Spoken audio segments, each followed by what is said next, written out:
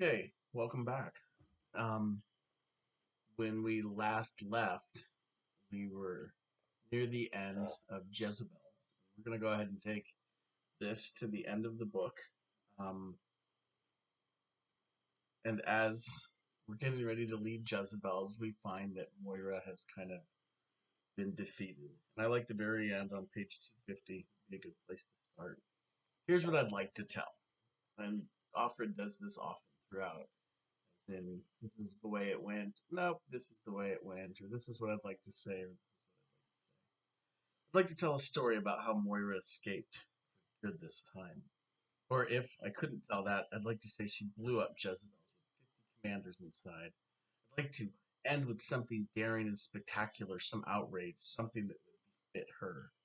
As far as I know, it didn't happen. I don't know how she ended, or even if she did, because I never saw her again. But I think we know how it ended for Moira. It ended with her giving up, giving in, because it's too big for one person to fight themselves.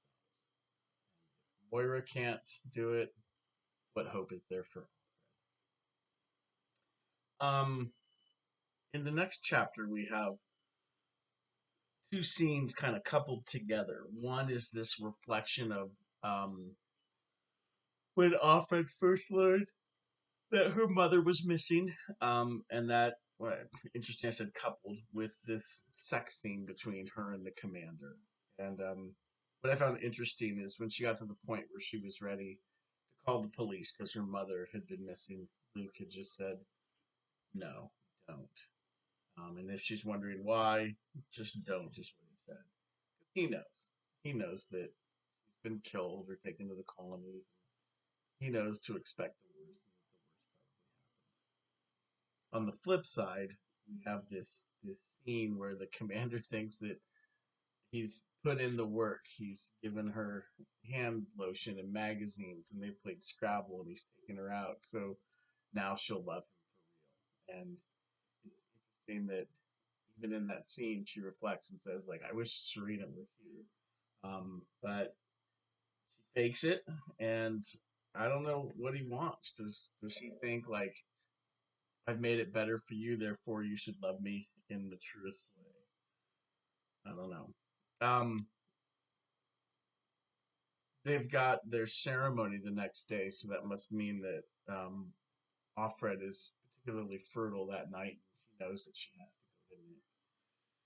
And Nick, the new Luke, um, when she goes to see him, she does that once again with two stories. And the first one seems to be kind of romantic and suave, and the second one is like clumsy and awkward. Probably the clumsy and awkward one is the more accurate of the two. But as we see, as the book is racing towards its end, she's establishing feelings towards Nick, and even later on, she's going to give up her desire to escape because she's starting to have feelings. She's catching feelings for Nick, the chauffeur. Neither of us says the word love, not once. It would be tempting fate. It would be romance. Bad luck. Also, as she's falling for Nick, at the same time, of Glenn is kind of giving up on her and her participation in the resistance. The fact that she says, "I no longer want to escape," as if she's ready to settle. Like this is, I've established a new life for myself. I've found somebody, and it's Nick. And I, I guess what does that say?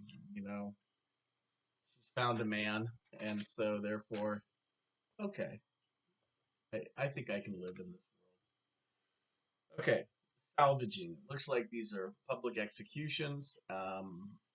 All the women are invited. I mean, public executions are always a reminder, a way to keep people in check. I mean, we think that things are penalties are a deterrent. If we saw somebody get their hand chopped off for shoplifting, we might not shoplift or something like that. And in this case, being executed are two handmaids and a commander's wife. And the commander's wife is the shocking, so she must have done something particularly heinous I would guess killed a handmaid or something like that. And it is interesting that it's announced like in the past we've told you what these people have done, but in this case we're not going to. So we have the accusation straight to the execution with no trial, no explanation in the middle. Public executions, I don't think that we are shocked by this, and all three women are hanged. But there's a bonus at the end. The salvaging is done. Excuse me. Ah, but we have an extra bonus surprise for you, handmaids. A particucution, and that's a made-up word, and it's a combination, most likely, of two words: participant and execution. And this is where I think about a movie like The Purge. I thought The Purge was interesting in that what America needed in this fictional movie. If you haven't seen it, there's one day a year you're allowed to commit any crime, and there would be no consequences. So most people lock themselves up, but some people go out and do things like steal and murder, almost like that violence is a buildup in our system, and that we need to have a release.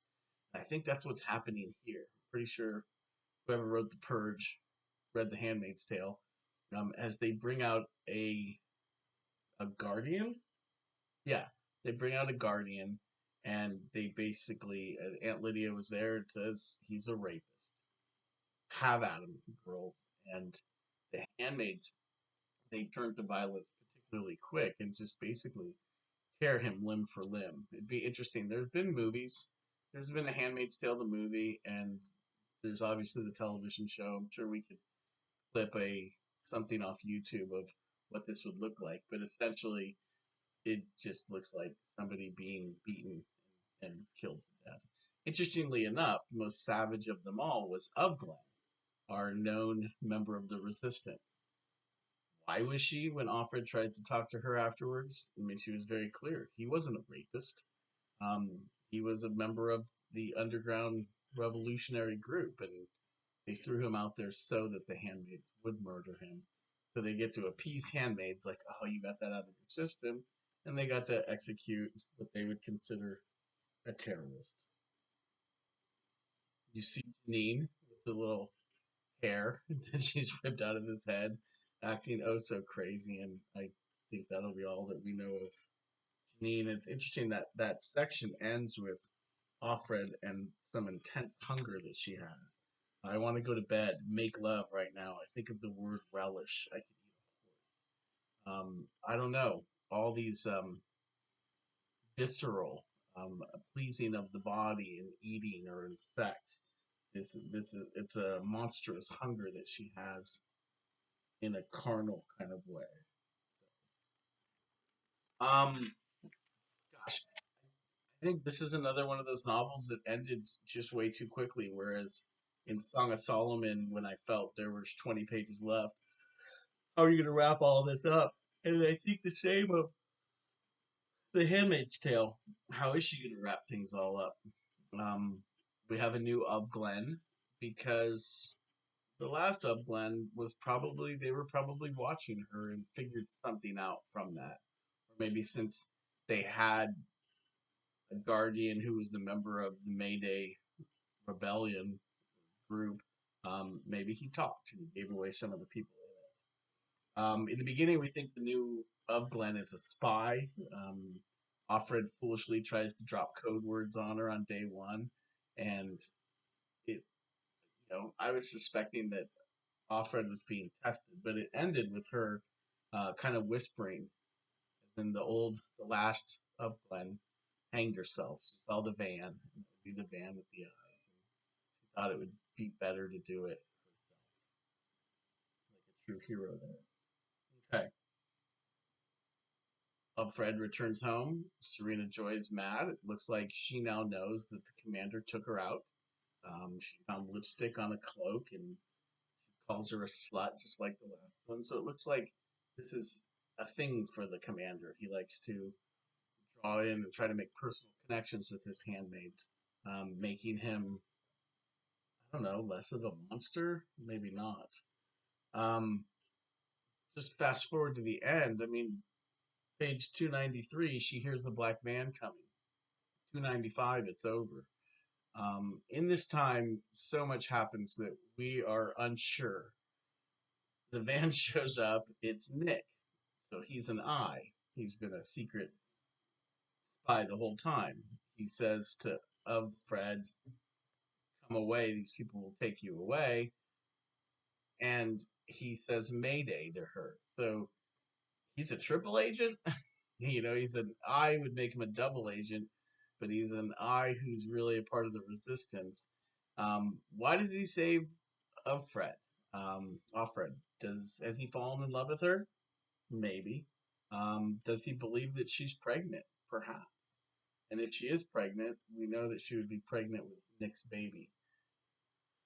Whatever the case, the last line where she gets into the van and so I step up into the darkness within, or else the light. It's super vague and ambiguous. And if you stop the novel there, you might wonder what happened to her. But if we stop, and actually think, of course she got away. She has to get away. Because if she doesn't get away, how does this document exist? The only way it exists is if she escapes and is able to write this down in some way. And if you haven't read the historical notes, well, if you've read the historical notes, you'll know a little bit more than others. And I'll talk about the historical notes in a separate piece. But I can see how it would be frustrating, whereas in the end of the novel, our protagonist, who we've been following throughout, is in the end hopelessly needing to be saved by a man who she's taken on as a lover. And, he swoops in and acts the hero and carries her away. And it just really, I didn't see, I have a hard time calling this a feminist novel. It's really a woman who gets a man maybe to fall for her so that he can, you know, be the hero and save the day. And in the end, I don't know what to tell you guys. It is somewhat frustrating. I can see that in the end.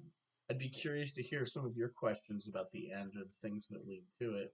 And now that you've finished the whole novel, what are some of your thoughts and reflections on the novel as a whole? I would also encourage you to read the historical notes. You don't have to read them right away, but the historical notes open up at some sort of intellectual conference of universities and anthropologists who study.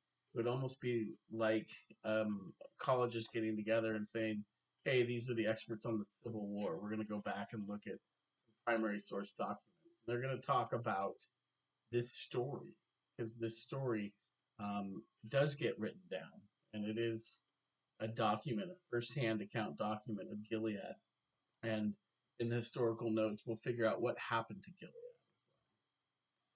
There is a sequel. It just came out recently. Loan it to whomever wants, but I only have one copy, and it's Gilead maybe 25 years after Offred's story takes place because Aunt Lydia is one of the three narrators. So we get an aunt's perspective looking back on Gilead.